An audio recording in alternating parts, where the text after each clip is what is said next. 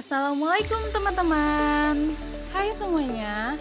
Kami dari kelompok 2 mata kuliah Metodologi Penelitian Kualitatif dengan anggota kelompok diantaranya saya sendiri sebagai moderator Yolanda Amarta dengan NIM 2202060050 dan rekan saya Mesa Livia dengan NPM 2202060052 serta ada Tesi Safitri dengan NPM 2202060046 dan yang terakhir ada Rohit Eka Putra dengan NPM 2202060075 di mana mata kuliah ini diampu oleh Bapak Triyono MPD. Baiklah, pada pertemuan kali ini kami akan menayangkan sebuah video pembahasan tentang materi kita pada pertemuan kali ini, yaitu membahas tentang desain penelitian kualitatif. Baiklah teman-teman, selamat menyaksikan video kami. Check it out. Poin A yang akan saya bacakan sendiri di mana membahas tentang penelitian studi kasus. Penelitian studi kasus adalah suatu metode penelitian yang digunakan untuk menggali secara mendalam tentang suatu peristiwa, individu, kelompok, organisasi, atau fenomena dalam konteks kehidupan nyata. Metode ini bertujuan untuk memahami aspek-aspek tertentu yang terkait dengan objek studi secara komprehensif, mengidentifikasi masalah, serta mengembangkan solusi atau rekomendasi berdasarkan temuan yang ada. Penelitian ini sering kali melibatkan analisis terhadap data yang bersifat kualitatif, namun juga bisa melibatkan data yang kuantitatif untuk memperkaya pemahaman. Penelitian studi kasus memiliki beberapa karakteristik atau ciri-ciri utama. Di antaranya, 1. Fokus pada satu objek atau fenomena tertentu. Studi kasus lebih mengutamakan untuk meneliti secara mendalam tentang satu kasus, baik itu peristiwa, individu, organisasi, atau kelompok tertentu yang sedang diteliti. 2. Konteks kehidupan nyata. Penelitian ini dilakukan dalam konteks dunia nyata, di mana peneliti mengamati fenomena tersebut dalam setting alami dan bukan dalam kondisi yang dikendalikan seperti dalam eksperimen. Yang ketiga, metode pengumpulan data yang beragam. Dalam penelitian studi kasus, peneliti bisa menggunakan berbagai macam teknik pengumpulan data, seperti wawancara, observasi, dokumentasi, dan studi literatur yang memungkinkan pemahaman yang lebih kaya dan mendalam tentang objek studi. Yang keempat, analisis kualitatif dan kuantitatif. Meskipun lebih dominan menggunakan analisis kualitatif, studi kasus tidak menutup kemungkinan untuk menggunakan pendekatan kuantitatif, atau apabila diperlukan misalnya untuk mendukung temuan atau memperkuat hasil analisis. Yang terakhir, pendekatan holistik. Peneliti dalam studi kasus berusaha untuk memahami fenomena yang diteliti secara menyeluruh dengan melihat semua faktor yang dapat mempengaruhi atau berkontribusi terhadap terjadinya peristiwa. Yang berikutnya yaitu tentang jenis-jenis penelitian studi kasus. Yang pertama, studi kasus eksploratif.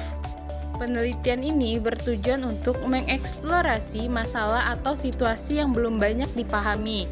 Tujuannya adalah untuk mengidentifikasi berbagai variabel atau faktor yang terkait dengan kasus tersebut. Yang kedua, studi kasus deskriptif. Jenis penelitian ini bertujuan untuk menggambarkan atau memetakan secara rinci mengenai suatu fenomena atau kejadian dalam konteks tertentu. Yang ketiga, studi kasus eksplanatori.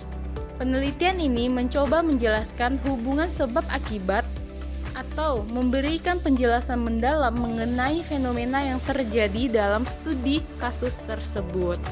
Yang keempat, studi kasus instruksional.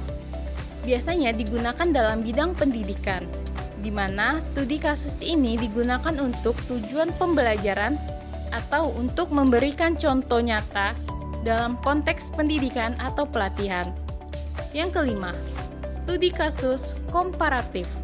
Jenis penelitian ini membandingkan beberapa kasus untuk menemukan persamaan atau perbedaan di antara mereka. Yang keenam, studi kasus longitudinal. Dalam studi kasus ini, peneliti dilakukan dalam jangka waktu yang panjang untuk melihat perkembangan atau perubahan dalam kasus yang sedang dianalisisnya. Berikutnya, tahapan penelitian studi kasus. Yang pertama, penentuan masalah penelitian. Yang kedua, studi literatur. Yang ketiga, penentuan kasus yang akan diteliti. Yang keempat, pengumpulan data. Yang kelima, analisis data. Yang keenam, interpretasi temuan. Yang ketujuh, kesimpulan dan rekomendasi setelah menganalisis dan menginterpretasikan data. Yang kedelapan, yaitu penyusunan laporan penelitian. Berikutnya yaitu tentang kelebihan dan kekurangan penelitian studi kasus. Kelebihan yang pertama yaitu mendalam dan terperinci. Yang kedua yaitu kontekstual. Yang ketiga, menggali data kualitatif. Dan yang berikutnya yaitu fleksibel. Kekurangan dari penelitian studi kasus yang pertama, tidak dapat digeneralisasikan. Yang kedua, subjektivitas. Yang ketiga, memakan waktu yang banyak. Yang keempat, keterbatasan variasi kasus. Serta contoh dari penelitian studi kasus ini yaitu seperti studi kasus tentang implementasi teknologi di sekolah. Peneliti bisa mempelajari bagaimana sebuah sekolah tertentu mengimplementasikan penggunaan teknologi dalam pembelajarannya. B. Penelitian naratif atau deskriptif merupakan salah satu jenis penelitian yang berfokus pada penggambaran atau pemaparan secara mendalam mengenai suatu fenomena atau peristiwa tanpa berusaha mengubah atau memanipulasi fenomena tersebut.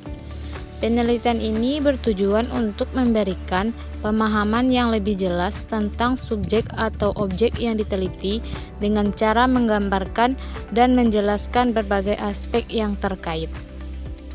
C. Etnografi. Pengertian karakteristik jenis penelitian etnografi, tahapan penelitian, kelebihan dan kekurangan, dan contoh penelitian etnografi. Etnografi merupakan salah satu metode penelitian dalam ilmu sosial yang berbakat pada antropologi. Kata etnografi berasal dari bahasa Yunani, yaitu etnos yang berarti bangsa dan garahos yang berarti tulisan. Etnografi digunakan untuk memahami secara mendalam kehidupan sosial, budaya, dan perilaku suatu kelompok masyarakat dalam konteks alami mereka. Dalam konteks penelitian etnografi tidak hanya mengamati perilaku dari luar tetapi juga mencoba memahami makna di balik tindakan yang dilakukan oleh subjek penelitian. 2. Karakteristik etnografi. Karakteristik utama etnografi adalah pendekatan yang kualitatif dan kontekstual. Penelitian ini berfokus pada pengumpulan data di lapangan melalui observasi langsung dan wawancara. Mendalam. Etnografi juga bersifat deskriptif, artinya hasil penelitian disajikan dalam bentuk narasi yang mendalam dan detail. Selain itu, penelitian etnografi biasanya memerlukan interaksi antara peneliti dan subjek untuk mengalami pemahaman dan lebih ateitis. Proses penelitian yang bersifat investigasi ini menjadi ciri khas dari etnografi. Etnografi memiliki beberapa jenis yang sesuai dengan tujuan dan ruang lingkup penelitian. Salah satu jenisnya adalah etnografi klasik yang digunakan untuk mempelajari kebudayaan suatu komunikasi secara menyeluruh. Jenis lainnya adalah etnografi terapan yang dirancang untuk memecahkan masalah dalam konteks tertentu seperti dunia bisnis atau pendidikan. Di era digital, etnografi spiritual juga mulai berkembang, di mana penelitian mempelajari interaksi sosial dalam komunikasi online. Proses penelitian etnografi terdiri dari beberapa tahapan utama. Pertama adalah perencanaan. Di penelitian memiliki lokasi serta kelompok masyarakat yang akan diteliti. Tahapan berikutnya adalah pengumpulan data yang dilakukan melalui observasi, verifikasi, dan wawancara. Setelah data dikumpul, dilakukan tahap analisis untuk mengidentifikasi pola dan makna dari data yang diperoleh.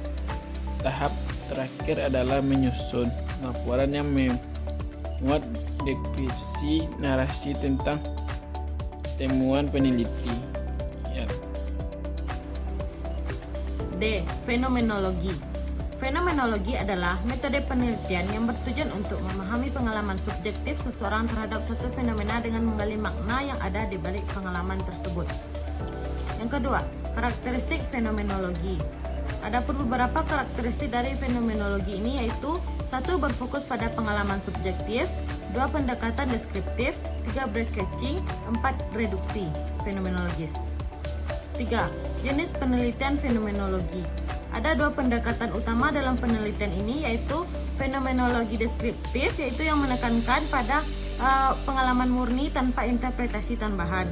Yang kedua, fenomenologi hermeneutik, yaitu menggunakan interpretasi untuk memahami pengalaman individu dalam konteks kehidupan mereka. Adapun tahap penelitian fenomenologi yaitu meliputi menentukan fenomena yang akan dikaji, mengumpulkan data, breakcatching, reduksi fenomenologis, dan menganalisis data serta menyusun deskripsi esensial. Adapun kelebihan dan kekurangan penelitian fenomenologi yaitu kelebihannya yaitu mendalam dan detail, yang kedua memahami makna secara subjektif, dan yang ketiga fleksibel. Nah, kekurangan dari penelitian ini yaitu subjektivitas tinggi, sulit direplikasi, dan prosesnya yang sangat panjang. Grounded Theory merupakan metodologi penelitian kualitatif yang dikembangkan oleh Barney Glaser pada tahun 1967 yang berfokus pada pengembangan teori yang berakar dalam data empiris yang dikumpulkan dan dianalisis secara sistematis. Karakteristik dari teori ini yaitu pendekatan ini bersifat induktif dan menerapkan analisis komparatif konstan yang melibatkan perbandingan data baru dengan data yang telah dikumpulkan, dan penggunaan memo atau catatan teoritis yang dibuat peneliti selama proses penelitian, serta grounded theory menggunakan pengambilan sampel teoritis di mana keputusan tentang data apa yang akan dikumpulkan selanjutnya dan dianalisis dalam grounded theory bersifat nonlinear dan rekursif, yang berarti bahwa pengumpulan data analisis terjadi secara bersamaan dan saling mempengaruhi. Adapun jenis penelitian grounded theory yaitu yang pertama, teori klasik. Pendekatan ini menekankan pada kemunculan teori secara alami dari data dengan seminimal mungkin. Yang kedua yaitu teori Straussian yang dikembangkan oleh Anselm. Pendekatan ini lebih terstruktur dan menawarkan prosedur analisis yang lebih rinci. Yang ketiga yaitu teori konstruktivis, yaitu mengadopsi perspektif konstruktif sosial, mengakui peran aktif peneliti dalam proses penelitian dan konstruksi makna. Adapun tahap dalam penelitian ini yaitu dengan mengumpulkan data awal yang dapat dilakukan melalui berbagai metode seperti wawancara yang mendalam. Yang kedua yaitu pengkodean awal atau pengkodean terbuka, di mana peneliti memeriksa data baris demi baris untuk mengidentifikasi konsep-konsep kunci. Yang ketiga yaitu pengkodean terfokus dan pengkodean selektif, yang melibatkan identifikasi kode-kode yang paling signifikan. Yang keempat yaitu pengembangan kategori dan subkategori melalui pengkodean aksial. Yang kelima yaitu pengambilan sampel teoritis, di mana peneliti mencari data tambahan berdasarkan konsep dan teori yang muncul. Yang keenam adalah penulisan memo yang berlangsung sepanjang proses penelitian. Dan yang terakhir adalah penulisan hasil penelitian, di mana peneliti menyajikan teori substansif yang telah dikembangkan. Adapun kelebihan dari teori ini yaitu yang pertama, pendekatan ini memungkinkan pengembangan teori yang berakar kuat dan realitas empiris.